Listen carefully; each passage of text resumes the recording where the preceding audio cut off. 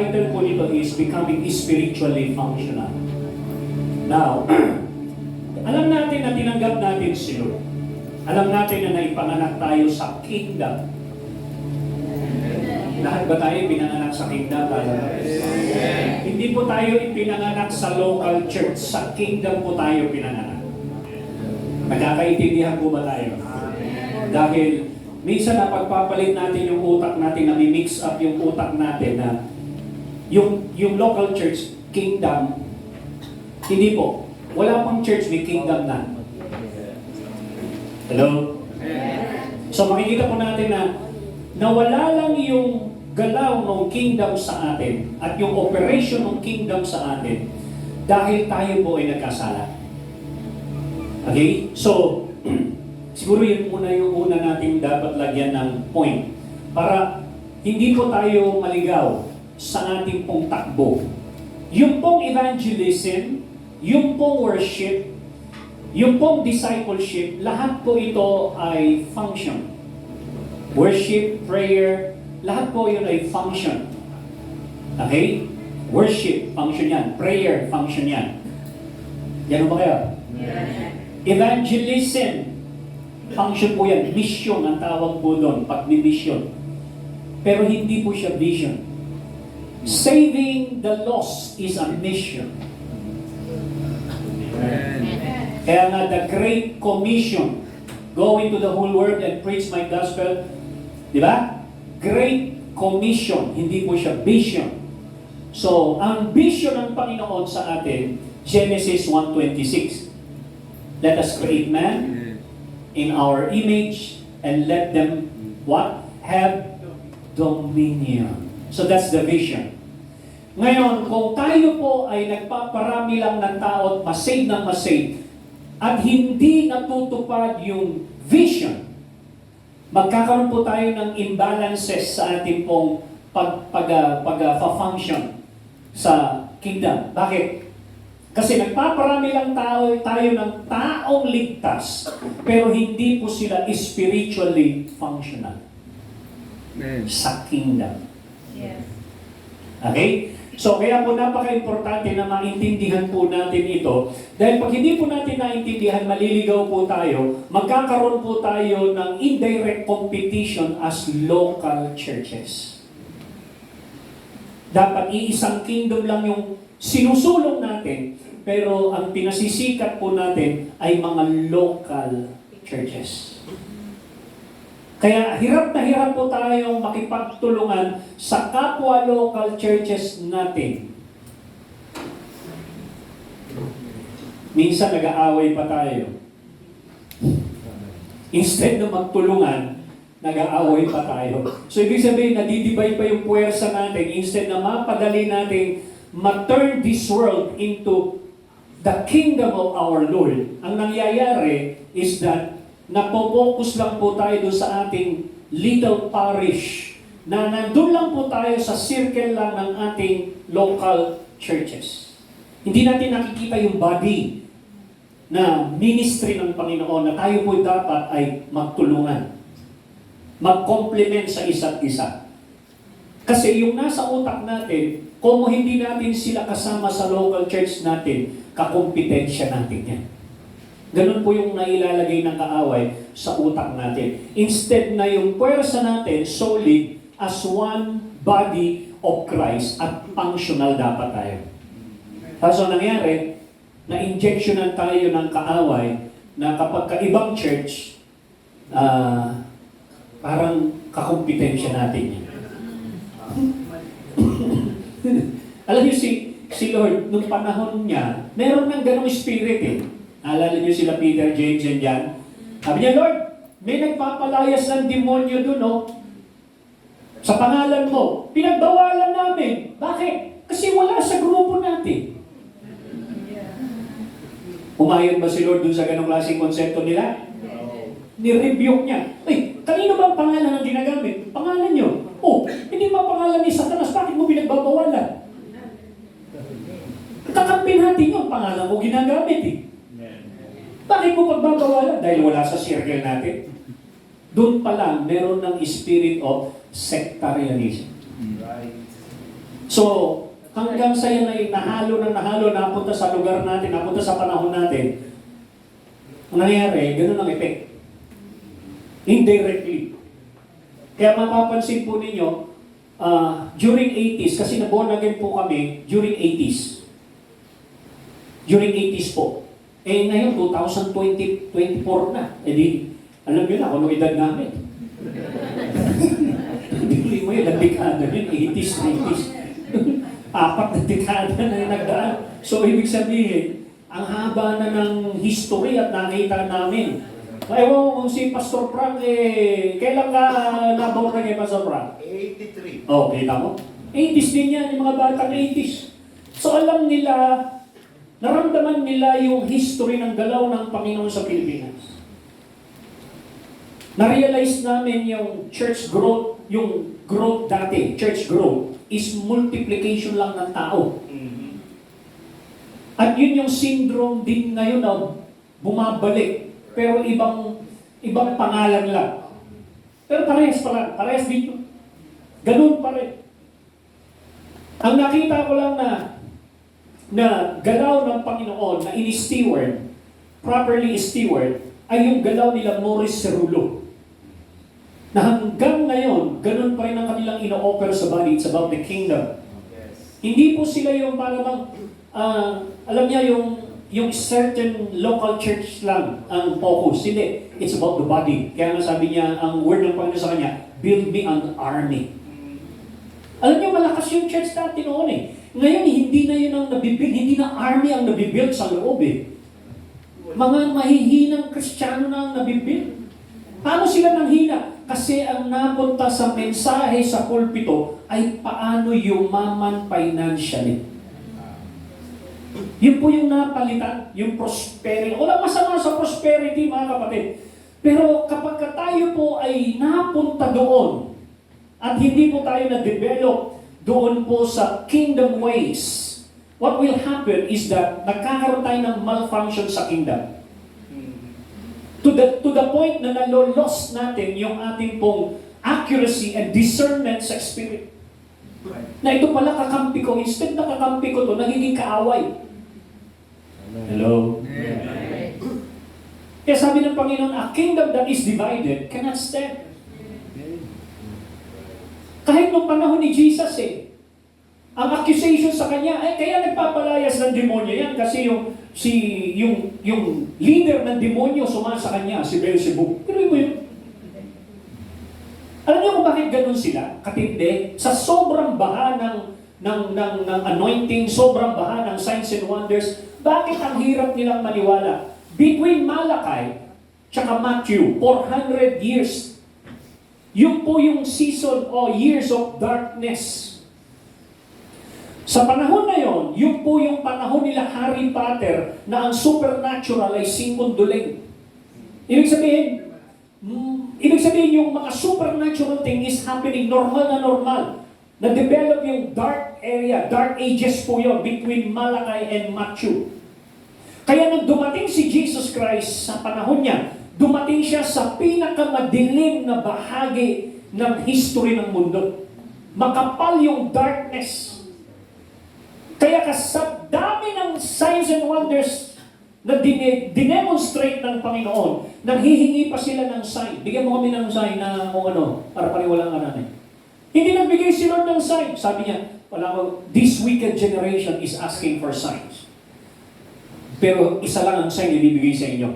Kung ilang araw at ilang gabing nasa ilalim ng tiyan si Jonah.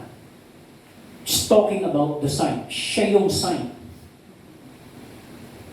Amen. Hindi nila na-discern. Imaginin mo, bumuhay ng patay si Lord. Mga bingi nakarinig, mga bulag nakakita, mga pilay, mga lumpo, nakalakad, paralyzed, nakalakad. Minsan, isang paralitiko, dinaan pa sa bubong. Sa dami ng signs and wonders, pagdating sa krus, 3 na lang ang nandun.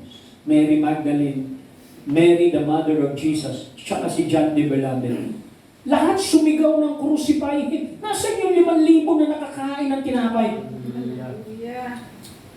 So, ibig sabihin, mga kapatid, hindi guarantee na kung marami kang signs and wonders ay magagaranti ka sa dulo. Yes. Yes. Mas mag-ugat po tayo kay Lord. Mag-ugat po tayo sa Kanyang salita. So, sa last days, maraming madideceive kasi mag-i-increase na naman yung galaw ng signs and wonders. At kapag ka gumalaw ka dyan sa power na yan na hindi na-develop at na-balanse ng karakter, madideceive ka. Sa Mindanao, meron na gumagalaw, batang-bata. Gumagalaw. Puro signs and wonders. Pero ano yung mga word na lumalabas sa kanya pagdating dun sa mga crusade niya? Pag ang inyong church walang nagpapagaling, umalis na kayo dyan.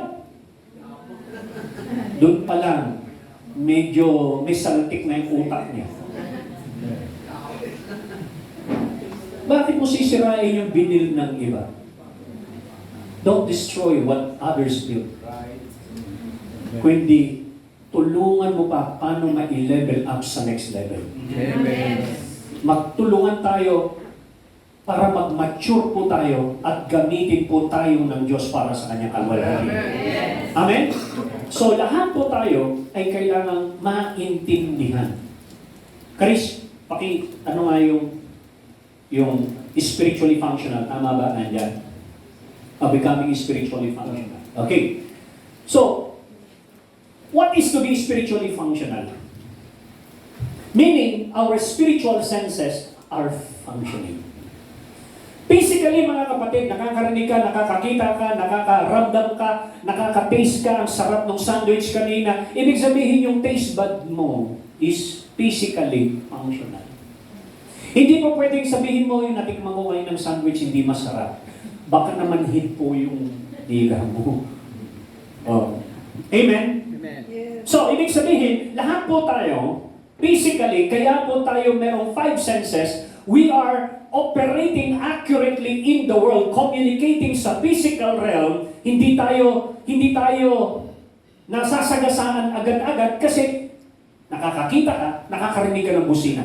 Ibig sabihin, yung mata mo, tsaka tenga mo is physically functioning. Okay? If sa physical, intindi mo yung function na yan at walang nagsasabi sa'yo na kumain ka. Kasi ang batas ng mundo, pag naramdaman mo yung batas ng katawan mo na nagugutom ka, walang magsasabi sa'yo kumain ka, meron kang kusang kumain. Meron kang initiative na pumunta sa ref. Meron kang initiative na pumunta sa kusina at magbukas ng mga kaldero.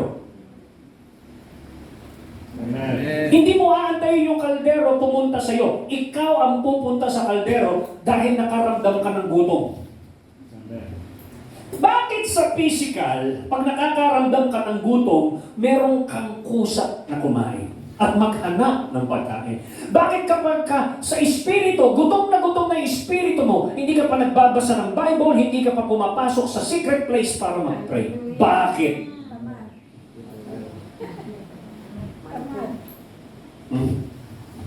Hindi ka functional the spirit.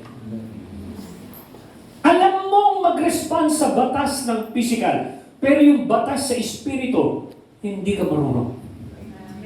Hindi ka nag-mature sa batas na yun. Kaya, mahirap i-demonstrate yung kingdom kung saan ka ipinanganak. Instead na nade-demonstrate mo, dahil hindi ka nag-mature doon, hindi ka lumago doon, hindi mo kayang i-demonstrate. Pero meron kang theory ng kingdom, pero wala kang demonstration ng kingdom. Bigyan mo kayo ng isang example. Kapag ka ang isang bata rito na 5 years old, yung 5 years old, marunong na yung magtagalog kung saan siya lumaki, correct? Yes. Halimbawa, Cebuano. Yung batang 5 years old, matatas na yung magsalita ng Cebuano. Amen. And then, kapag yan ay nag-migrate doon sa US, and another 5 years, at naging 10 years old na siya doon, napapansin nyo na yung kanyang pagiging Bisaya o Cebuano ay nabura ng kultura at nagsimula na siyang maging English. Maliban na lamang kung yung kanyang mga nanay at tatay ay kinakausap siya continuously ng Cebuano sa bahay. Correct?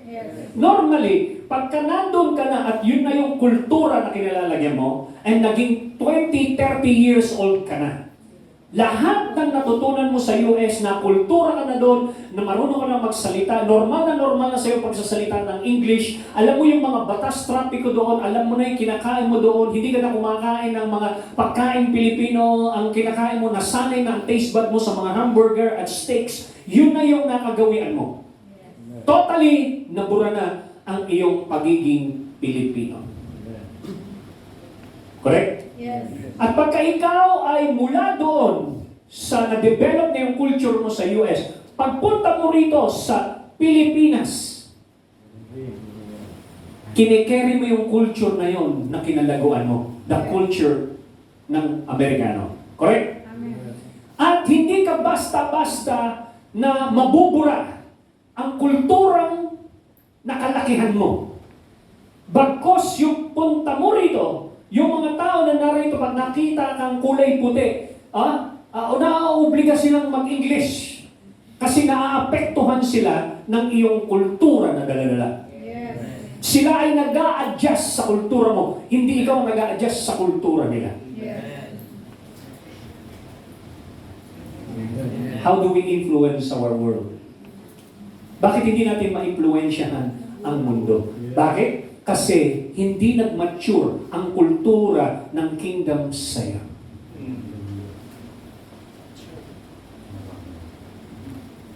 Hello? Dahil kung ikaw ay nag-ugat sa kingdom, dala-dala mo ang kultura ng kingdom at hindi mo hahayaan na yung kultura ng kingdom ang maapektuhan ng kultura ng mundo. Kung hindi, itong mundong ito ay maapektuhan ng kultura ng kaharian na dala-dala mo. That's right. Hello? Amen. Kaso nangyayari, minsan nape-penetrate pa ng kultura ng mundo yung church.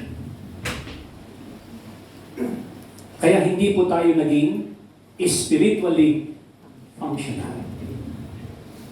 Ngayon, sabi mo sa iyong katabi, kumusta na ang kultura ng langit sa iyo?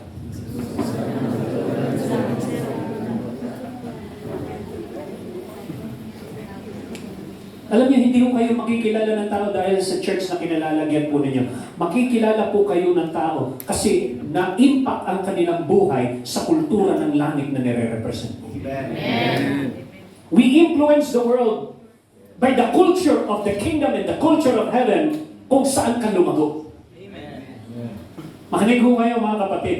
When Jesus Christ became flesh, dinemonstrate niya ang isang klase ng buhay for 33 years in the world. Ang in-apply niyang principle at buhay para mabuhay sa mundo is the principle and the lifestyle of the kingdom. At yung pong kultura ng kingdom, hindi po pinagkulang ang Panginoon. Yung kultura ng kingdom ay hindi nakaranas ng anumang pagkatalo ni Kristo. Ang kultura ng kingdom, kailanman ay hindi na nayanig o nagapi. Ang kultura ng kingdom na dinemonstrate ng Panginoon, even death was challenged. After 3 days, He rose again. The culture of the kingdom is in that.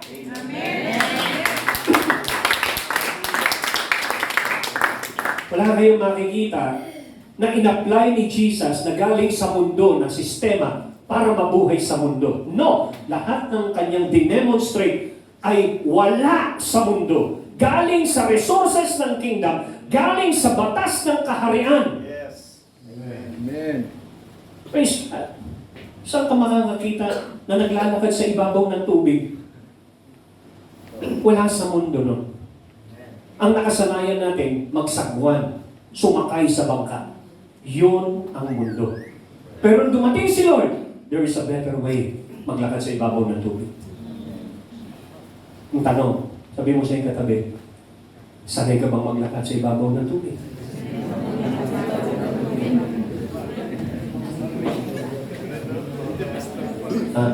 Na makinig po kayo, baka sinasabi nyo, hindi naman realistic yan, si Lord lang ang nakakagawa niyan. Alam nyo, wala pong in-example si Jesus ng mga bagay sa kanyang ginawa for 3 years sa signs and wonders na hindi po natin kayang gawin. Hindi po siya nagpakita nun para magpayabang lang. Nagpakita siya nun para ipakita ang reality ng sinasabi nating kingdom. Parang sinasabi niya, anak, ito yung kingdom. Yung buhay mo sa pagsasagwan ng bangka, yan yung buhay mo na itinuro ng mundo. Amen. Pero yung buhay na itinuro ng kulturo ng kingdom ay hindi nakalimit sa bangka. Dahil pwede kang maglakad sa ibabaw ng tubig. Ano ibig sabihin ng paglalakad sa ibabaw ng tubig? Yung bangka, ito yung human strength, human resources na nagpo-produce ng temporary buhay na bubuhayin ka physically. Meaning to say, yung paglalakad sa ibabaw ng tubig is an extraordinary manifestation of the resources of the kingdom. Kaya pagka sinabing lumalakad ka sa ibabaw ng tubig, hindi ka sakop ng batas ng lupa. Ikaw ay sakop ng batas ng kaharian. Amen. Love. Kaya kung lumaki ka doon sa Amerika, tapos napunta ka ng Pilipinas, hindi lahat ng batas doon sa Amerika ay applicable sa Pilipinas. Yes. Correct? So, ganun din naman. Hindi lahat ng batas dito sa mundong ito ay katanggap-tanggap sa batas ng kaharian. Pero yung batas ng kaharian, kayang sakupin at i-demonstrate ang batas ng kaharian dito sa batas ng lupa. Amen. Not the other way around. Kung sa batas ng lupa, hindi mo kinakausap yung bagyo na huminto. Sa batas ng kaharian, yung bagyo sumusunod. Bagyo, tahimik. Kung sa lupa, hindi mo kinakausap yung puno na hindi namumunga, si Jesus kinausap yung puno. Mula ngayon, wala na kakain ng bunga mo. Amen. Sa mapapansin po ninyo, lahat ng nandito sa lupa sumunod doon sa batas ng kaharian. Yes. Hindi mo sa ikatabi, may naiintindihan ka?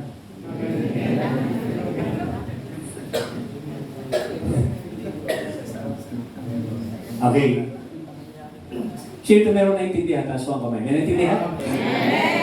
Kaya ko po ito sinasabi sa inyo, dito kasi pumapasok yung confusion ng tao nung siya'y na-born again.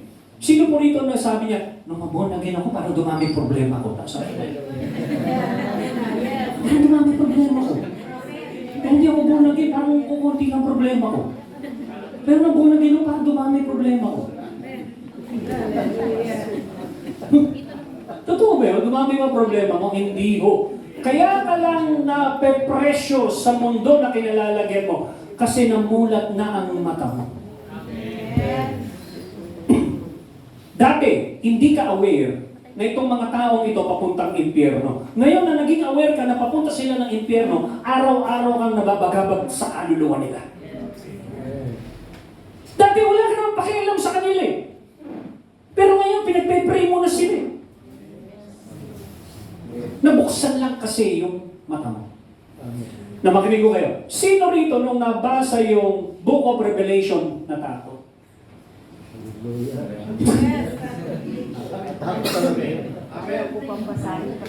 Yung iba ayaw nila mag-focus, magbasa ng Book of Revelation. Ako na-enjoy ko yun. Alam niyo, nung binubuksan sa akin yung Book of Revelation ng Holy Spirit, o anak, ito yung gagawin ko sa mundo. Tignan mo kung paano mag-reign. Tignan mo kung paano ako mag-operate sa realm ng Spirit. Tignan mo kung paano ako gumalaw sa aking trono. Tignan mo kung paano ako exercise ang aking authority in the heavenly places. Tignan mo kung paano ako mag-operate sa kingdom. Yun po yung pinakita sa akin. Hindi po yung mga nakakatakot na nangyayari dito sa lupa. Sa Great Tribulation. Matatakot ka lang kung ikaw ay unbeliever o kung ikaw ay naka-appoint doon sa Great Tribulation. Kaya ka matatakot. Kasi, iniisip mo, kasama ka ron. Yes. Bakit? Kasama ka ba ro? Makakasama ka ba ro? Ba't ka natatakot? Wala kang karapatang matakot dahil hindi ka naman kasama ro. Yes. Amen. Ang sabi ng Bible doon, yun ay puot ng Diyos, galit ng Diyos, ibinuhos. Para sa mga wicked, hindi para sa mga Kristiyano. Amen. Ngayon, bakit ka natatakot? Bakit? Papunta ka ba ron? May iwan ka ba sa rapture? Oh. Hindi mo siya yung katabi. May iwan ka ba sa rapture? Nasa sa'yo yun eh. Kung gusto mong maiwan o hindi, di ba? Nasa sa'yo yan. Kung handa ka o hindi, nasa sa'yo yan. Kaya kailangan mong maintindihan accurately. Amen. Hello? Amen. Kaya kung nagsilbi ka kay Lord na ipanganak ka sa kingdom, mag-mature ka sa kingdom, alamin mo kung anong batas ng kingdom, ano ang prinsipyo ng kingdom, ano ang attitude, the beatitude sa Matthew 5, bago itinuro ang kingdom, alamin mo yun. Ano yung mga beatitude? Blessed are the pure, they shall see God. Blessed are the peacemaker, they shall be called children of God. Blessed are those who hunger and thirst, they shall be filled.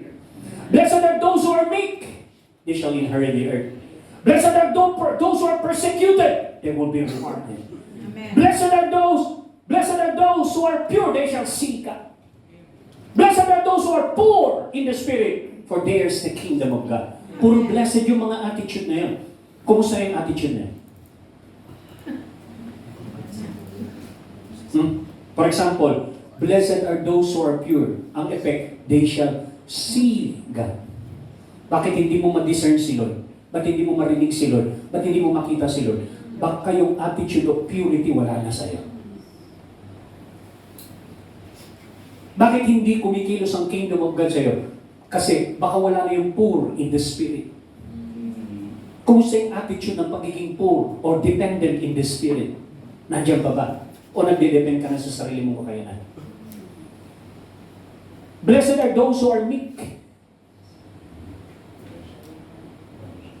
for they shall inherit. Amen. Hello? Blessed are those who are persecuted. Sino rito gusto ma-persecute? Bakit sinabi niya yung persecution? Kasi pagka lumakad ka na sa batas ng kaharian, mape-persecute ka talaga. Yes. Di ba? Ang sabi ng Panginoon, pag nagsalita ka patungkol sa mundo, mamahalin ka ng mundo. Pero pag nagsalita ka patungkol sa kingdom at patungkol sa akin, kamumuhian kanila dahil sa pangalan ko. Yes. Ngayon, kung yung mundo tumungtuwa sa iyo, eh mag-isip ka. Baka yung lingwahe mo, lingwahe nila. Amen. Na, makikita po natin na itong attitude na yan sa Matthew 5, pundasyon po yan bago siya nagturo sa Matthew 6 about prayer. At bago siya magturo ng mga principle ng kingdom na sumusunod. The kingdom of God is like a mustard seed. The kingdom of God is like a dragnet. The kingdom of God is like a nobleman that went to a far country. The kingdom of God is like this. The kingdom of God is like a seed of mustard. The kingdom of God. Puro kingdom na yun. Ang itinuro ni Lord, puro patungkol sa kingdom. Sa Matthew 28 lang nakalagay.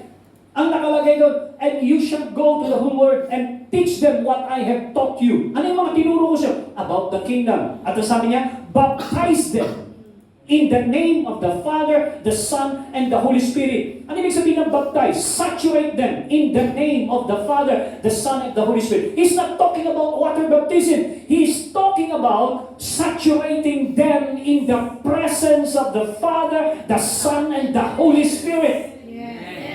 Yun ang ibig sabihin nila, na kapag ka ikaw ay representative ng kingdom, you have the capability and capacity na masaturate yung audience mo, yung tao mo na sinishare mo ng word. They will begin to feel the atmosphere of the Father, the Son, and the Holy Spirit. And sabi, teaching them, observe all things that I have commanded you, and I am with you always, even to the end. Go therefore and make disciples of all nations, baptizing them in the name of the Father. Pag sinabing name, means the presence of the Father, the Son, and the Holy Spirit. Paano mo sila ibabaptize o ilulublob sa presensya ng Ama, ng Anak, at ng Espiritu kung ikaw mismo hindi ka nag-ugat sa kingdom at hindi ka nakalublob sa presensya ng Diyos? Hello? Amen. Naintindihan po natin ito? Yes. Kasi akala nila na baptizing them, wala naman po sinasabi niyang tubig. Sabi, baptizing them in that name. Pag sinabing name, it speaks about the presence. So, ibig sabihin, no, ilublob mo yun sila sa presensya ng Trinity. Ng Ama, presensya ng Anak, at presensya ng banal na Espiritu. Sabihin mo yung katabi, lubluban ito. Hindi ito yung wisik-wisik lang ng anointing. Lubluban po ito. Kaya kung nasanay ka doon sa isang service lang na parang tinalsikan ka lang ng presensya, okay ka na, talsik-talsik lang. Wala, mahina kang nilalang. Alam niyo kung bakit ganun sila katitibay yung mga nauna sa atin? Kinakain ng leon, nagpupuri, sinusunog ni Nebuchadnezzar, sinusunog nila Caligula sa history, mga Kristiyano sinusunog, nag-worship, pinapatay, ninaragari, yung iba, yung leon ang kumakain, yung iba pinupugutan ng ulo, pinapako sa krus, nagpupuri. Tapos ikaw, wala lang pamasahe, nagbabakswag. Hindi ba nakakahiya sa kanila?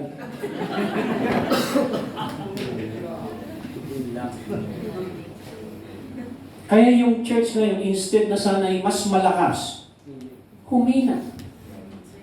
Bakit? Kasi hindi sila nalublob. Natalsikan lang ng presensya. Instead na ibaptize, malublob. Sino rito nakakita pagka nasa dagat sila, lalo na yung mga alam mo yung mga namamalimos sa dagat, sa Mindanao, sa ano, nakita mo yung mga badyaw? Yung iba nga ayaw na magpatawag ng badyaw gudyaw na raw sila.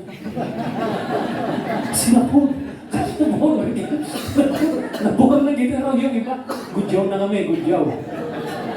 Amen. Hallelujah. Grabe makinig mo yun 5 to 10 minutes kayang sumisid sa ilalim ng dagat. Sino rito nakakatagal ng 5 to 10 minutes sa ilalim ng dagat? Ako siguro 1 minuto lang, ano na ako So bakit sila ganon na-develop? Kasi naging lifestyle nila ang lumublob sa dagat. Meron pang umaabot ng 15 minutes ang tagal ng sisig.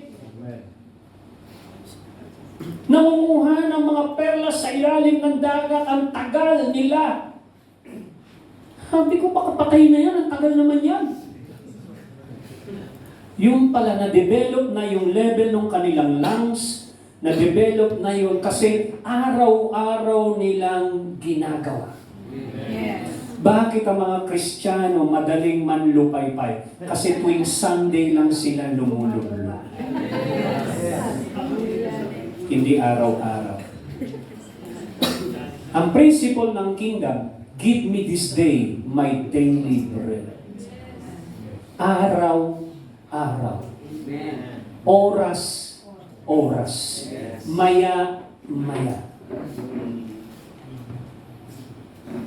Tandaan po ninyo, hindi ka makakapag-produce ng bunga ng kingdom kung binibisita mo lang ang presensya nito. Yes. Sabi ng Panginoon, if you abide in me, hindi sinabing if you visit me. Pag sinabing abide, dwell. Pag sinabing dwell, living. If you live in me. Hindi sinabing if you visit me tuwing prayer meeting, tuwing Sunday service. No. Jesus said, if you live in me and my word live in you, you will bear much fruit. Ibig sabihin, kaya mong i-demonstrate ang bunga ng kaharian dahil hindi mo binibisita ang kaharian kundi ikaw ay nakatira dito. Hindi mo sa'yo katabi, nakatira ka ba? O visitor ka lang?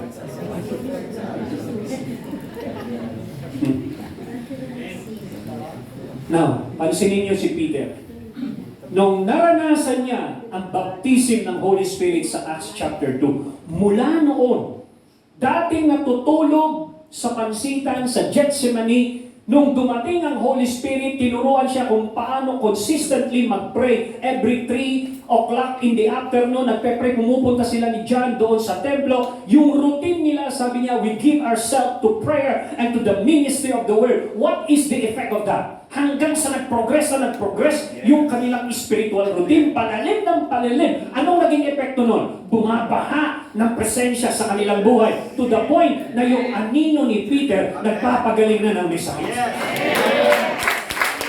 Sabi mo sa'yo katabi, doon tayo dapat napunta!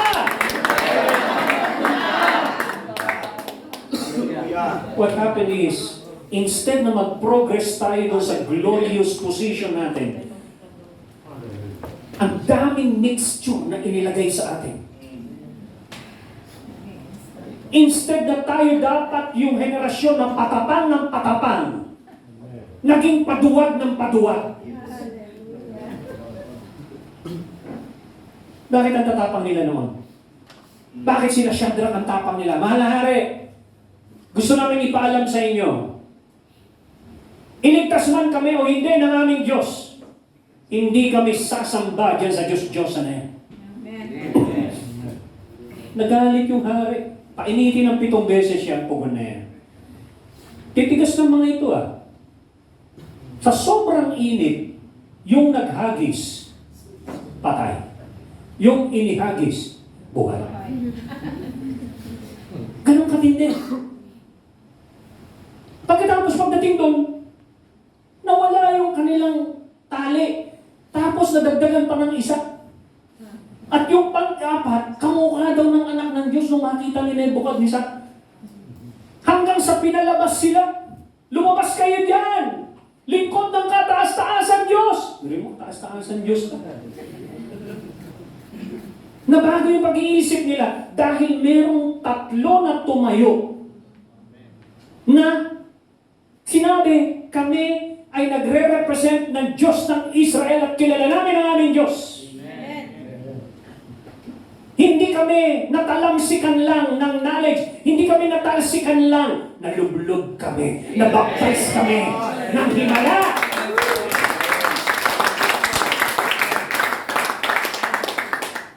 Because of that, yung tapang nila ay walang katulad. Yes. Binago nila ang kanilang henerasyon. They changed the thinking of the people around them. Bakit? Sapagkat hindi ho sila wishy-washy na mga Kristiyano. Kahit ikamatay nila, tatayuan nila. Yes, amen. Paglabas nila, hindi ho sila nangamoy usok. Inamoy sila Hindi sila amoy usok. Alam mo yun, yung pag-aamuyin kanila, parehas lang naman kayo ng kalagayan sa mundo, matindi ang problema, matindi ang pugon ng testing. Pag inamoy ka, hindi ka amoy problema. Hindi ka amoy usok. Hindi ka mukhang problema. Pag titignan nila yung mukha mo, nabe-bless sila sa'yo. Hindi ka mukhang problema. Mukha kang bless. Yes. Tignan nga yung mukha ng katabi. Tignan nga papas na natin. Di ba?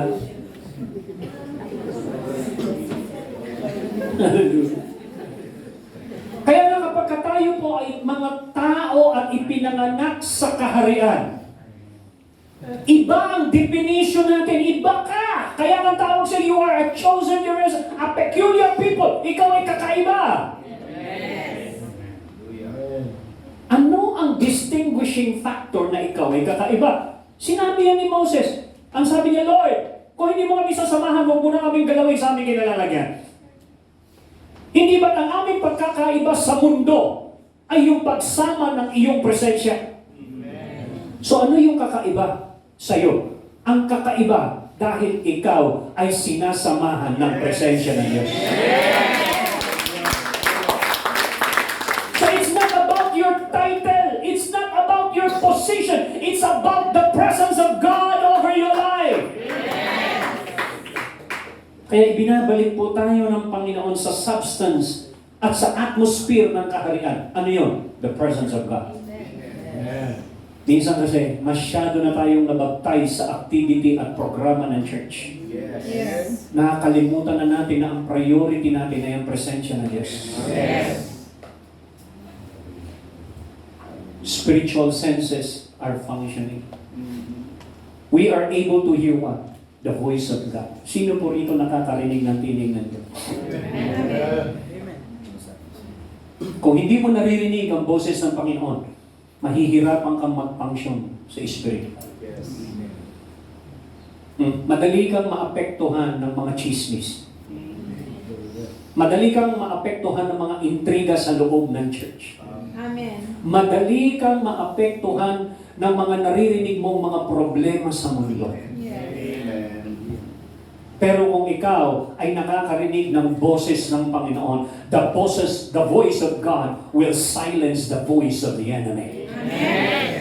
If the voice of God is properly established in your life, you will not allow the voice of God to be silenced and to be affected by the voice of the world, the voice of the enemy, the voice of your own problem. You will not allow the stranger's voice. Hallelujah. Pag hindi po tayo na-establish sa boses ng Panginoon, madali po tayong masway ng opinion ng mundo. Amen. Ang daming boses sa mundo, mga kapatid. Paano mo madidistinguish ang boses ng human spirit mo, ang boses ng utak mo, ang boses ng demonyo, ang boses ng mundo, at ang boses ng Diyos? Paano mo madidistinguish? Ang daming boses. Kaya kung hindi mo na-establish properly ang boses ng Panginoon, mahihirapan ka na marating ang iyong destinasyon. Because the fuel to reach your destiny is the voice of God. Right. Kaya kapag hindi ka nagatungan ng tinig ng Diyos, ano ang gumagatong sa iyo? Hallelujah. Priority po natin na mapamiliarize ang tinig ng Diyos. Ito po ay napaka-importante. Pansinin po ninyo ang inyong mga nanay. Yung mga nanay na yan, alam nila, kahit 6 ang anak niya, alam niya kung kaninong boses na anak niya yun. Kahit may umiyak na 10 bata dyan, alam niya kung kaninong boses yung umiiyak. Alam niyo, nanay, na-establish niya yung boses na, hindi ko anak yan. Anak ng iba yan. Bakit ganun sila? Kasi, yung kanilang bonding, mula bata pa, 9 na buwan sa loob, ilang taon yan sa labas. Amen. Sino rito, kapag sumitsit na yung nanay niya, kahit naglalaro siya, nanay ko, umuwi na ako. Hello? Yes. Sit lang. Shhh, uwi na ako. Tawa tayo. O kaya tatay, pipito yung tatay. Alam mo na, pag hindi ka sumunod doon, yari ka. Correct? Bakit? Kasi na-establish yung boses ng magulang. Just imagine, kung hindi mo na pagtagumpayan na ma-establish ang boses ng Panginoon sa puso't isipan mo, hindi magagaranti sa iyo ang tagumpay. Sapagkat ang daming boses na magsasway sa iyo. So therefore, hindi ka magiging effectively, spiritually functional if you are not sure sa boses ng Diyos. Amen. Di mo sa iyong katabi, dapat sure ka. Dapat sure ka. Na, sinabi ng Panginoon, John 10:27, nung sinabi niya, my sheep hear my voice, I know them, and they what? Follow me. Follow me. Alam niyo sa YouTube, meron po itong isang tupahan, rancho. Tapos meron doon sa bakod, outside doon sa bakod, na tinatawag yung mga tupa na yun. Tawagin niyo yung tupa na yun, tignan niyo kung yan ay susunod. May tumawag na isa. Yung mga tupa, nakaganon lang, kain lang ng damo. Hindi siya pinapansin. Tapos 3 tao yun, hindi pinansin. Pero nung yung shepherd na ang tumawag, lahat sila, yung ulo nila sabay-sabay. Hanggang sa papalapit ng papalapit, yung lahat ng tupa na yun doon sa shepherd. Amen. Yes. Alam niyo, minsan, meron pong nangyari doon sa isang balon. Nagpapainom yung isang shepherd. Dami niyang tupa. Pagkatapos meron pang isang shepherd na meron dala-dala rin maraming tupa, magpapainom din. Naghalo ngayon yung tupa niya. Yung magmamasid, sabi niya, paano mo mapaghihiwalay yung tupa niyo sa tupa niya? Ang dami yan nag-aalok. Madali lang yan. Ayaw mo muna silang uminom lahat. Nung nakainom na, umalis na yung shepherd. Ang ginawa lang ng shepherd, pumito. Pito lang siya ng pito. Habang naglalakad siya, pito ng pito, makikita mo yung tupa, naghihiwalay. Sumusunod doon sa pito. Walang natira ni isang tupa doon. Sumunod doon sa boses. Kaya kung ikaw ay parehas ang boses na naririnig natin kay Lord, iisa lang ang direksyon natin. Amen. Hindi tayo pwede mag-compete dahil parehas tayong boses na naririnig. Yes. Dahil boses ng Panginoon naririnig natin. Hello.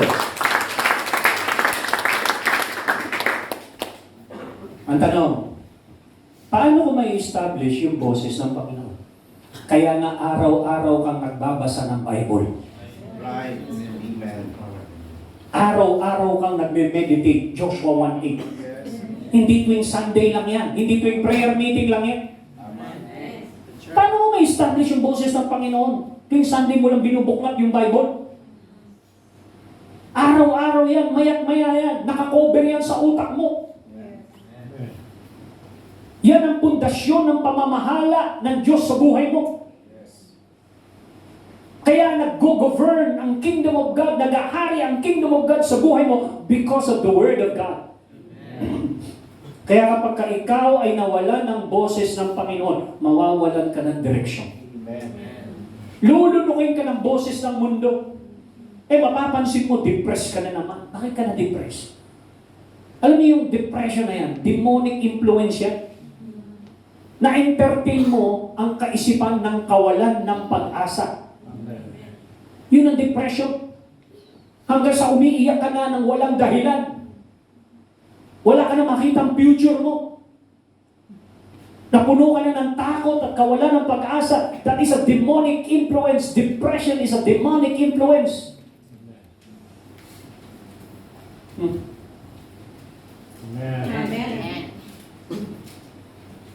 Alam niyo po ba, ang daming mga nagpakamatay na mga youth sa ating panahon because of depression?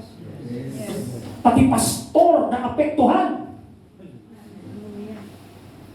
Na-depress.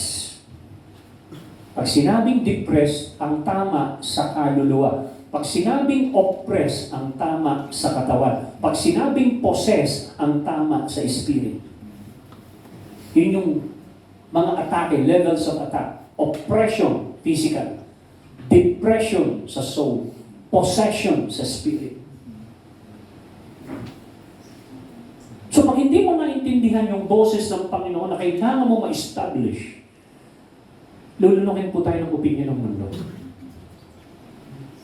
Pero pagka-solid ang boses ng Panginoon sa'yo, hindi ka basta-basta na sumusuko sa laban. Amen. Hindi ka basta-basta nayayanig. Amen? Praise God. So, number 2, Pag sinabing spiritually functional, you are able to declare His will on earth. Ano ba lumalabas sa'yo? Declaration. Pansinin po ninyo, you cannot manifest something until first it is declared.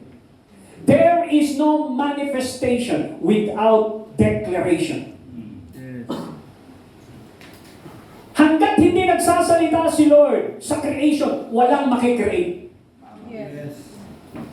Sabi ng Panginoon, ang lahat na nakikita ninyo galing sa hindi nakikita. Paanong tinawag? Paanong na-create yung nakikita na ito na galing sa hindi nakikita? Tinawag po ito. Ito po ay dineklara. Sabi ng Panginoon, let there be light. There was light. Light begin to manifest because God calls it. God declared it. Alam niyo mga kapatid, minsan nawala na sa function ng eklesiya. Alam niyo kung ano function ng eklesiya pag sinabing church? This is the body, the assembled body of Christ that make a divine legislation on earth. Ito po yung function ng church. Para silang mga senador at mga kongresista na nagbabalangkas ng batas na makakaapekto ng buong Pilipinas. For example, nagdeklara si Duterte ng martial law. Saan siya nagdeklara? Nandun siya sa Russia. At that time, naapektuhan ang buong Mindanao ng deklarasyon niya ng martial law. Mga kapatid, yun ay batas lamang ng Pilipinas. How much more kung alam mo ang batas ng kalamidad? Ano ang epekto nito sa lupa? Ano ang epekto nito sa buhay mo? Ano ang epekto nito sa environment mo? Kaya si Jesus, pag nagde-declare siya sa puno, yung puno sumusunod. Nagde-declare siya sa mga storm, yung storm sumusunod. Nag-uutos siya sa mga demonyo, yung demonyo sumusunod. Pati yung may sakit, sabi niya, stretch your hand. Sinasabi lang, by His word, gumagaling po yung mga tao. Bakit? Sapagkat ganun po dapat mag-function ang church. Nawala na sa tamang function ang church. Hindi niya alam kung ano ang i-declare niya. Alam niyo ba, sa Congress, kapag merong quorum of 30 congressmen, 30 or 40 congressmen, meron na silang quorum o karapatan na magpasa ng batas. Sa kingdom, ilan ang quorum? Sabi ng Bible, 2 or 3 gathered in my name, agreeing, declaring anything, my Father will do it. Kaya, sa kingdom, hindi natin kailangan ng napakaraming tao. 2 lang o 3 na nagkatipon sa kanyang pangalan. Hallelujah! Something is going to happen! Kasi yun po yung function. Alam niya yung function na yun na nandoon sa earth. Alam niya yung function na yun. Na yung kalooban ng Diyos ay kayang ma-implement sa mundo dahil hindi ignorante ang church sa kanyang authority at sa kanyang kapangyarihan na itinalaga ng Diyos. Hello? Alam niyo, marami tayong kwento dito sa Pilipinas. Merong isang ordinaryong tao. Ang kapit niya lang, barangay captain. Ang tapang-tapang niya, ang connection niya lang, barangay captain. Kung maka-siga-siga niya, bakit? Kasi meron siyang kakilalang barangay captain. Yung iba naman talagang nakakuha ng pera, nakapag-corrupt. Ang connection naman niya, si mayor. Habang pataas ang pataas yung rango ng connection mo, patapang ka ng patapang. Ha? Bakit sila? Ang tatapa, alam nila kung paano gamitin yung connection nila kay mayor, connection kay ganito, connection. Bakit yung mga Kristiyano, konektado tayo sa langit, konektado tayo sa trono, bakit hindi nagagamit, hindi na ma-maximize? Bakit hindi natin na-enjoy yung connection na ito? Because it's not properly revealed to you. Anything that is not revealed to you, it will never become a reality. Yes. Dahil hindi totoo sa iyo yun. Hindi mo kayang ma-exercise. Kasi hindi na-integrate sa espiritu mo yung katotohanan na ito. Yes, The right. Bible said, you shall experience the reality. You shall know the truth. And that truth, that reality will set you free. Set you free from what? From the limitation ng orientation mo sa mundo. Yes. Ang daming inorient ng mundo sa atin. Kaya nung nga ipanganak ka sa kingdom, pinagsasabay mo yung mga principle na yun na natutunan mo sa mundo, natutunan mo sa iyong bangka. Ito yung natutunan ko sa bangka, magsagwan ng magsagwan. Ano yung natutunan mo kay Kristo? Lumakad sa ibabaw ng tubig. Kaya nandun doon ko sa gitna, ano ba i-apply ko rito? Magsagwan, lumakad sa tubig. Magsagwan, lumakad sa tubig. Magsagwan, lumakad sa tubig. Sa mundo o sa kingdom?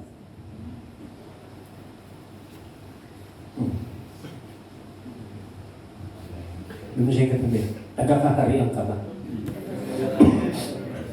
Ah.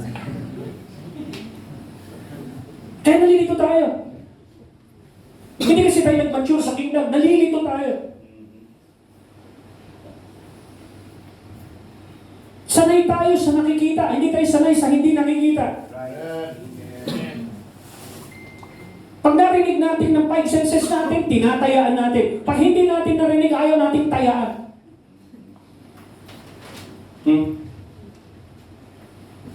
Ang daming tumaya sa kapa, talo. Sa tithes and offering, wala. Yan. Natatakot sila. Magbigay sa tithes and offering kasi baka magkulang sila. Pero sa kapa, ang lahat ng pera sa bangko na ilabas. Hallelujah. Hallelujah talaga. Praise God. Hindi ba? Alam niyo ba kung magkano nawala sa Mindanao? Umabot ng ilang bilyon? 9 billion, mga kapatid. Wow. At karamihan ng pera na nailabas sa kapa na 9 billion galing sa pera ng mga Kristiyano. Yes. Kaya nagkagulo yung mga churches doon because of that. Pagkapagkakaperahan, lumalabas. Pero pagdating sa susuportahan mo ang misyon, offering, tithes, nagkakaroon ng amnesia.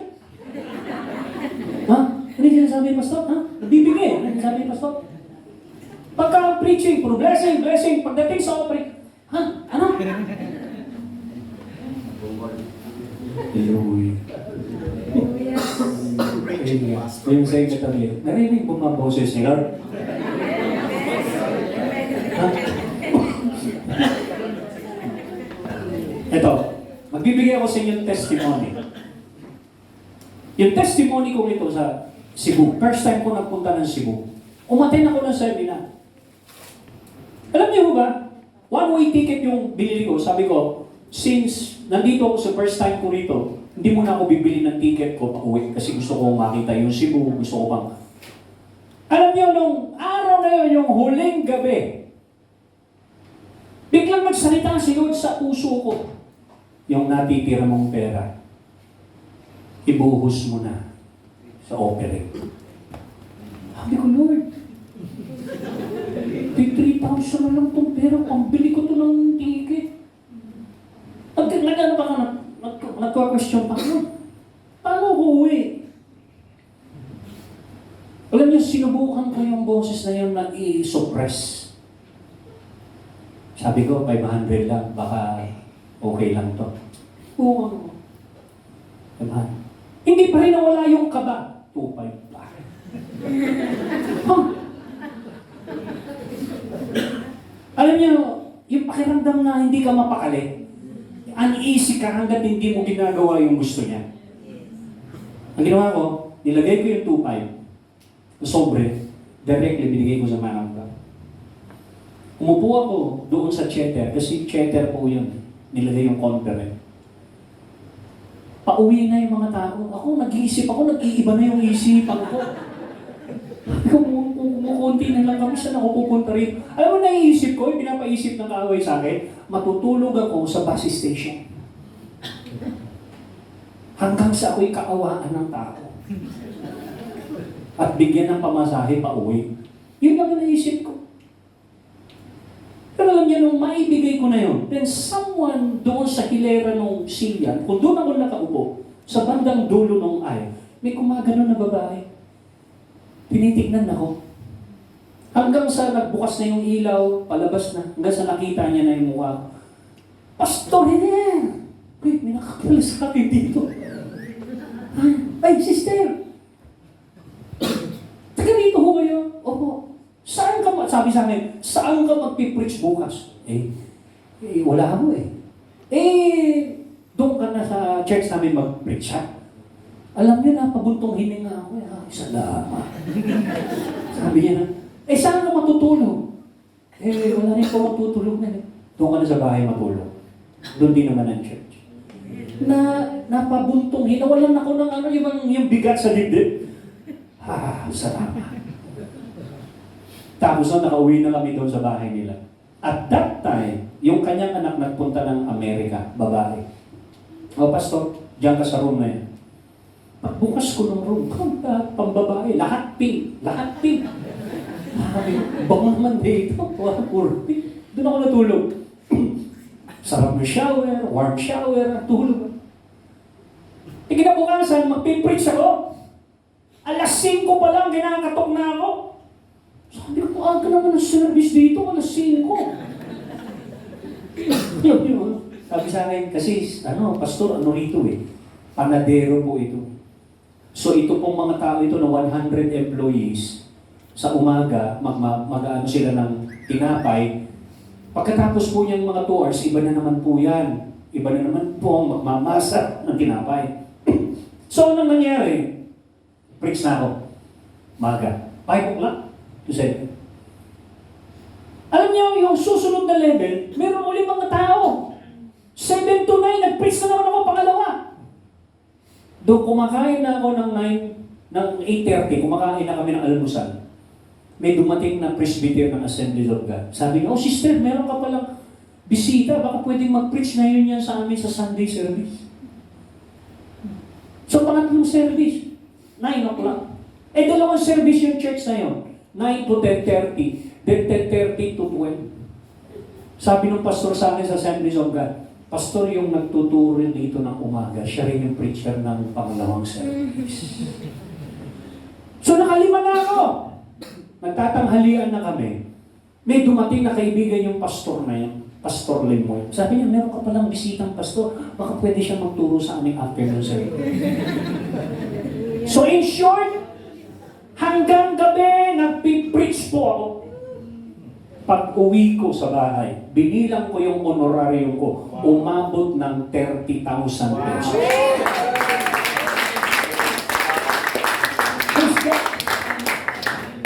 Nakakapalakpak pag pera na.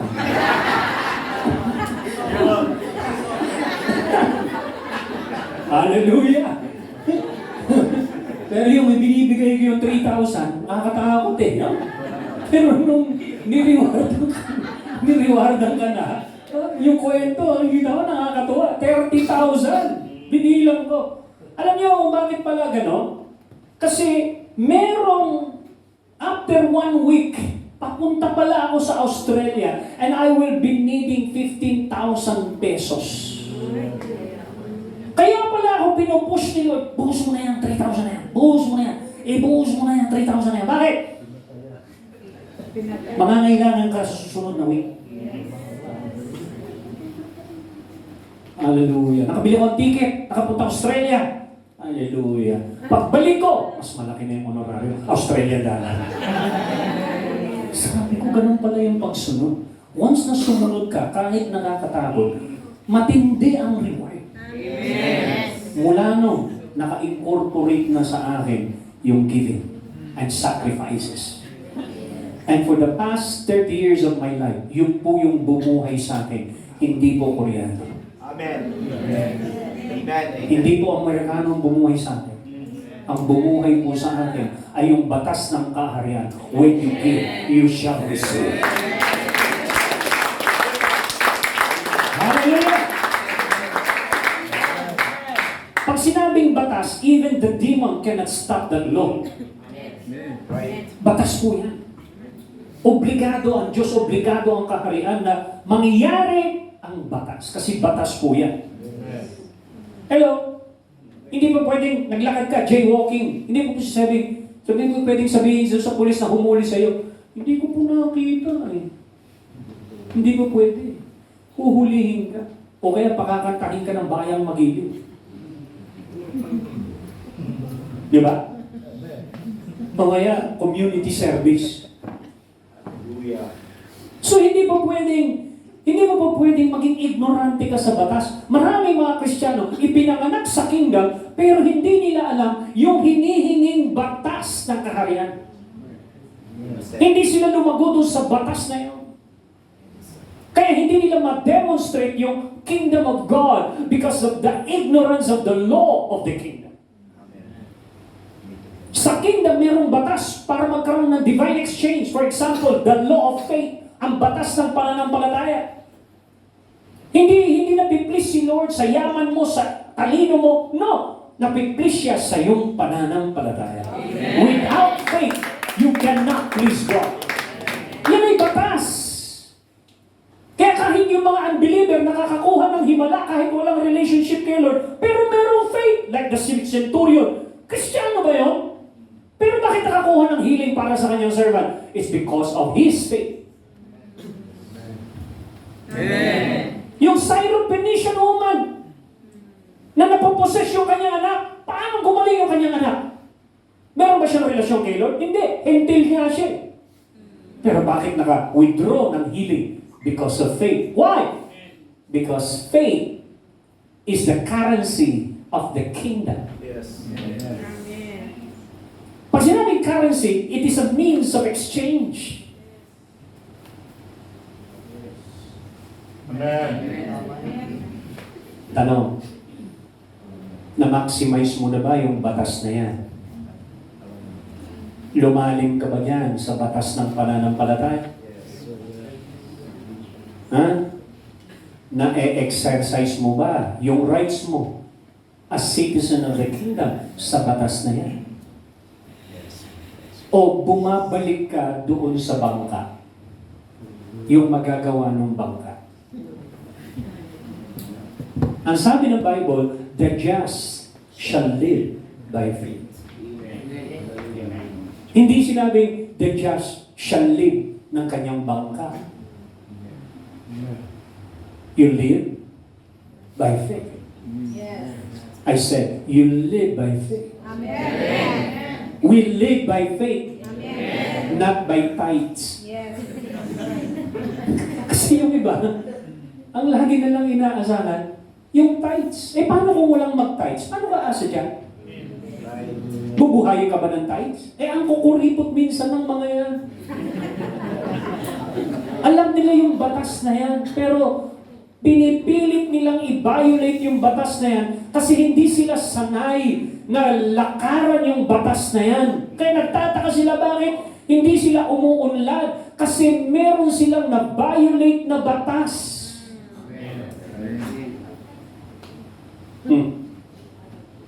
Hello? Subukan niyong withhold yung tithes and offerings. Si Lord mismo nagsabi, isasara ko langit. Di ba siya na mismo nagsabi? At yung mga ginagawa ng inyong mga kamay, i-curse ko ng double curse. Imagine, hindi ka ba natatakot doon? Sa tax, nagtatax ka kasi natatakot kang ma-penalty ng tax evasion. Kaya Lord, di ka natatakot? Ha? Hallelujah. Hallelujah. Ba't hindi mo i-exercise yung batas na? Amen. Wala na nag-iibig. Kanina palakpak kayo. Kanina palakpak kayo ng palakpak.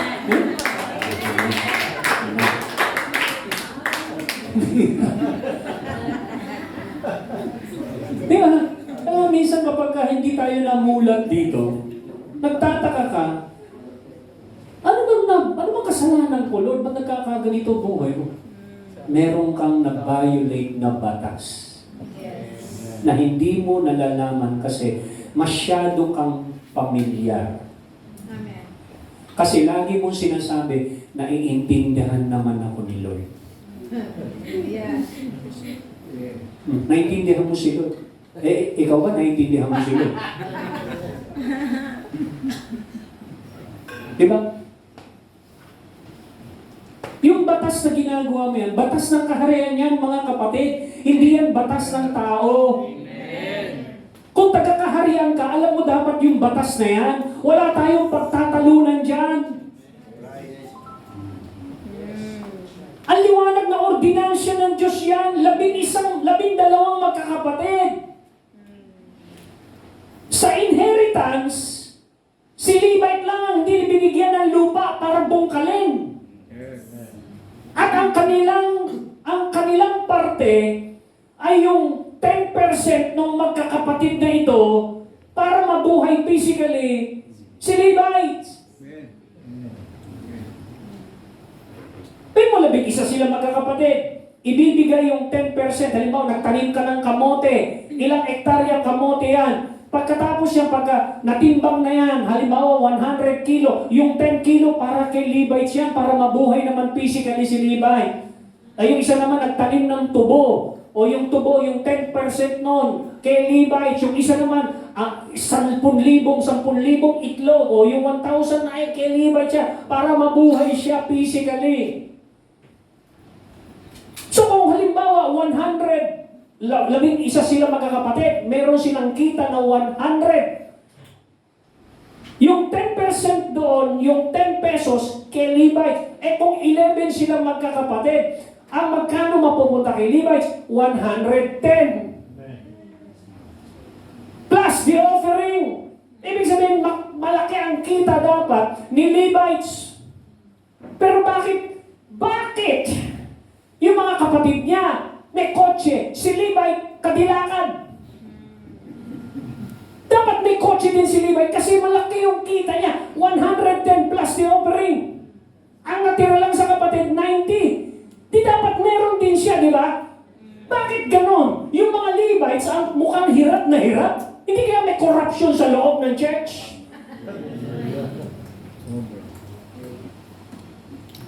Nagtataka ka, bakit nag-networking ang pastor mo? Mag-isip ka, baka! Baka hindi mo binigay yung tithes and offering. Hallelujah. Alam niyo, makinig kayo, kung si Lord, ay parang eroplano, at ang mga businessman ang ginagamit sa blessing, mag-accumulate ng pera para sa kaharian. Kung hindi makarating ang blessing niyan kay Levites, isipin ninyo, ano nangyari? Maghihirap yun. Magkakaroon ng imbalance. Hello? Historically, sa panahon ni Nehemiah, yung mga Levites nagtanim na eh. Kaya nung naimbestigahan ni Nehemiah, nakita niya, bakit yung mga priest nandun sa bukid? Alam niyo, pinatawag lahat yun, ni-restore niya yung kay Nehemiah, tapos pinagsasabunutan yung mga leaders. Sabi ko, tapang naman itong si Nehemiah na to. Bakit? Kasi nawala sa tamang balanse at ordinance. Yan o ba kaya? Alam niyo si Levites, siguro nung siya ay nagkakaroon ng hatian na nung inheritance. Levites, dito ka lang sa templo ang inheritance mo, yung templo, para may focus ka sa Diyos, may focus ka sa Word, may focus ka sa boses. Para pagdating ng Sabbath day, ikaw ang magbe-bless sa mga kapatid mo. Ibe-bless ko yung kamay nila, yung word nila, ibe-bless ko sila dahil sa'yo. Makakarinig sila ng quality word dahil ikaw ay laging naka-tune in, wala kang inaalalang kakainin, kape, o lahat, wala kang alalaanin. Ibibigay yan sa 10% at doon sa offering. Kaya noong unang panahon, maraming mga nanay na gusto yung kanilang mga anak mapasok sa priest. Kasi walang gutom sa priesthood. Amen. Bakit ngayon parang kakagutom? Hallelujah. Hello? Kaya, na-imagine ko si Levite nung naghahatian na ng lupa. Ay Lord, bigyan mo rin ako ng lupa. Parang na-imagine ko si Levite, parang hindi kontento eh. Bigyan mo ko ng lupa, ayoko na, kilala ko mga kapatid ko, mga boxer yan, hindi karatista yan. May mga boxer, nakatikom yung mga yan. Hindi sila karatista na nagbibigay. Diba? Kaya minsan, yung priesthood sa Pilipinas, talagang hirap na hirap yung mga pastor. Yung aura nila, hirap na hirap. Yung kwento nila, puro hirap. Ay, pagka dumarating yung mga mayayaman sa church, biglang parang nag-iiba yung kanilang kwento. Kwentong kahirapan para lamang mabigyan ng love gift. Ang kinukwento nila, puro kahirapan. Hirap, alam mo naman kami, mga pastor, puro by faith lang kami. Ano by faith? Bakit mo nila lang ang faith? Si Abraham, lolo natin, father of faith. Mahirap ba siya? Mayaman. Si Job, man of faith. Mahirap ba siya? Mayaman. Sila Isaac, Jacob, lahat ng ito na nag-live by faith. Mahirap ba sila? Mayaman. O bakit mo nila lang yung faith? Baka hindi mo naintindihan ang definition of faith. Kaya meron pong isang pastor na sa takot niya na mawala ng miyembro, hindi nagtuturo ng tithes and offering. Kasi baka mawala yung maubos yung miyembro niya. Kaya nung anniversary nila, nagtawag ng isang pastor. Sabi niya, Pas, pwede ba pagdating ng offering, ikaw na mag-exhort? 10 years anniversary. So, sige, Pas. Pero, Pas, huwag mong bibiglain, baka masaktan sila. Hindahan-dahan lang. Huwag kang mag-exhort ng sobrang, kasi matupa ko yan.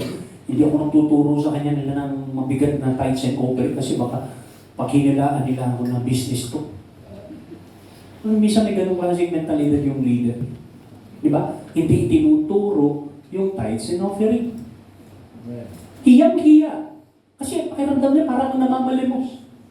Sabi ng pastor, sige Brad, hindi ako magtuturo, kakantahan ko na lang sila. Talaga? Ito tayo sinoperin mo. Nung siya na, sabi niya, mga kapatid, meron po akong special number sa inyo. Makinig po kayo, bago tayo magbigay. Ito yung kanta niya. Parang di ko yata kaya ang mabuhay kung wala ka. Sino? Yung mga partners, yung mga businessman. Kung sa paglilingkod ko, ako'y nag-iisa. Alam mo minsan, yung mga pastor na yan, pakiramdam niya, pag hindi nasusuporta na yan, pakiramdam nila, nag-iisa sila sa laban. Sinong aking hahanapin? Pag-allowance ko'y nabitin. Sinong aking susuyuin sa tuwing kakapusin? Bakit di mo makita? Bakit di madama ang hirap ng kalooban? Ang puso ko'y nasasaktan. Ngunit kung di mo kayang ibigay ang tithes and offering, ito pa rin ay aming kakayanin. Alam mo yung mga pastor na kakayanin eh. Hindi yan yung mapagtiis yan, nag-full-time nga yan. Pero minsan, yung mga partners niya dapat sa gawain, hindi nakakaramdam. Para mong sinasabi niya, may si pastor, malakas kay Lord yan. Pero nakalimutan mo na siya'y tao rin na nangangailangan ng suporta. Kapag may problema ka, gusto mo dalawin ka ng pastor. Pag may problema si pastor, sabi, malakas yan kay Lord, huwag mo dalawin. Paano mo ma-encourage yung leader mo? Nasaan yung honor para kay Lord? Nasaan yung honor para sa kanila? Ang sabi nga ng word, give them a double honor. Para hindi sila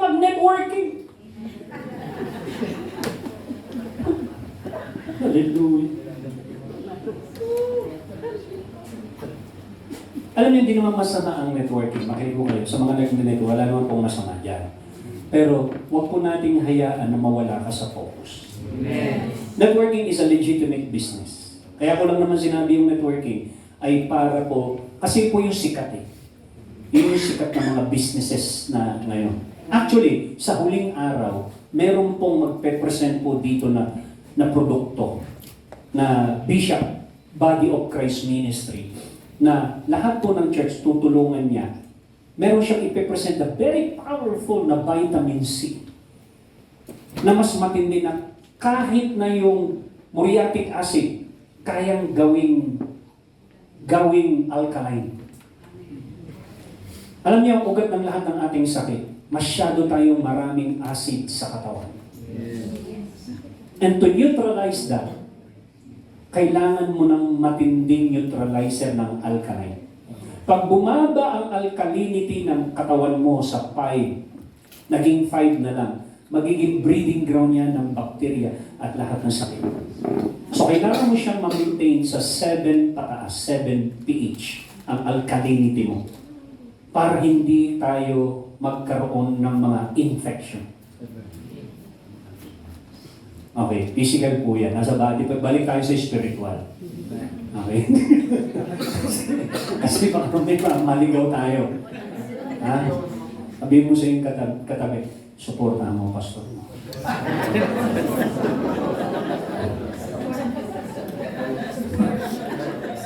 Huwag mo silang iwan. Minsan, ikaw naman ang dumalaw sa pastor mo. Tingnan mo kung may bigas pa ba sila. Meron pa ba silang na makakain? Meron pa. Baka tawag nito, ikaw ay nag-shopping o sa supermarket, bibili ka ng mga canned goods. Kahit man 2 o 3 can, meron kang set aside ito para sa pastor, ibibili mo. Kahit once a week, nagse-set aside ka, no, ng 2 can ng sardinas, 1 kilong bigas. Kapag ganito ang ugali mo, after a month, kung halimbawa 5 pamilya ginawa yun, o 10 pamilya, sa loob ng 1 buwan, may 10 delata si pastor sa 1 buwan. Kung sa 1 buwan, di ba, 10 pamilya, tigitig 1 kilo, sa loob ng 1 buwan, sa 10, merong 10 kilos si pastor. Correct. Pag bumili ka ng 1 case ng itlog, 5 para sa kanya. Kung sila ay 5 pamilya, di may 25 na itlog si pastor. Di ba? Sabi mo sa inyo, sabi may paraan. Hindi man bigla yun eh. Suportahan natin yung mga leader natin para hindi sila mawala sa kanilang focus. Ewan ko ba bakit bago napunta rito sa topic na to? baka may kailangan makarinig nito. Hallelujah! Ipagtangal natin ang ating mga pastor! Mabuhay ang mga pastor! Sana pala mga members ang nandito. Sayang. Hindi natin na inabot. Di ba? Kaya mapapansin po ninyo na nagkakaroon ng imbalance. No? Gusto mo yung quality word na makukuha mo sa pastor mo, hindi niya maibibigay yun kasi during the week, nagsa-sideline siya. Bakit siya nagsa-sideline? Kasi nga, kuripot ka eh.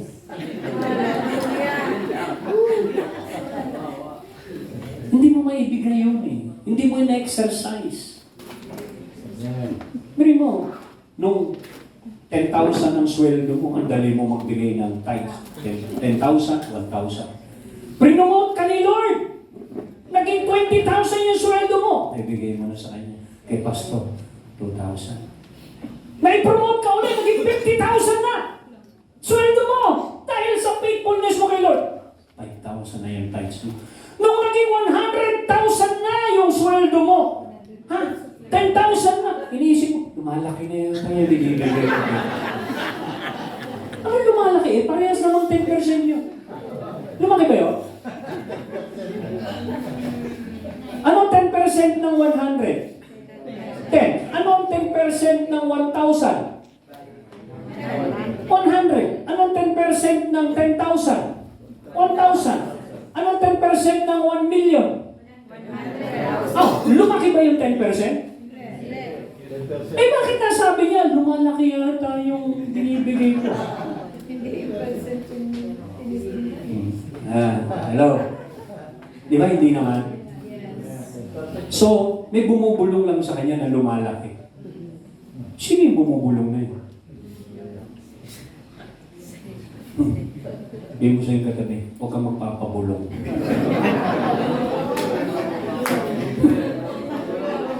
Di ba? Kasi, kita niyo yung sinabi ng Panginoon sa Matthew. Sa Matthew, ito sabi niya, bring all the tithes. Hindi sinabing give your tithes. Bring. Bakit bring? Kasi hindi sa iyo yung pinadadala. Yes. Amen.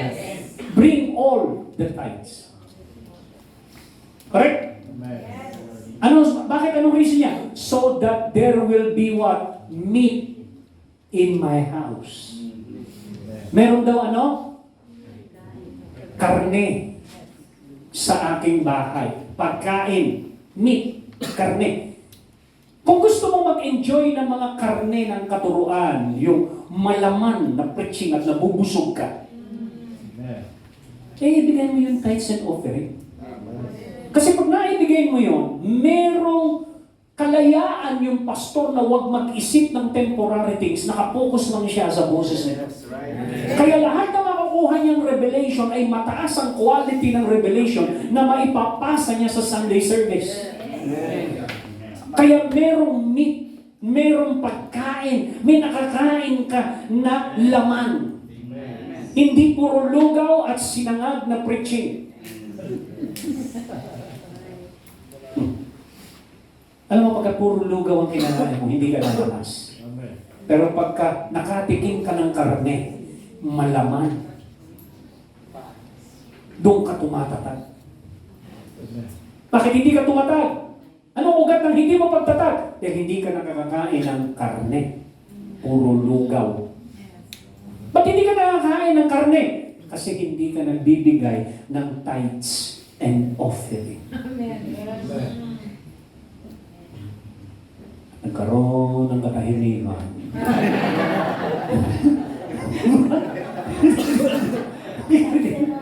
Di ba? Hallelujah! Praise God! Na makinig ko kayo. Do you enjoy the place? Yes! Very conducive, di ba? Mamaya lalo pag nakita nyo, ayan, palubog na yung araw, ang ganda na ng, ang ganda ng, palubog na yung araw, overlooking tayo. This place was given to us for free. Amen. Kaya nagtataka sila, bakit ang babaraw ng tuition fee, ng registration fee? Kasi nung nakaraang namin la Pastor Frank, 2.5. 4 na araw yun, 2.5. So, sabi ko kasi, binigay yung lugar, pinahiram yung lugar for free. Kaya naging 600 lang. Amen. Para lang sa 6 na meal at 2 merienda. Hallelujah. Tapos bukas, yung 600 yun, makakatikim pa tayo ng lechon.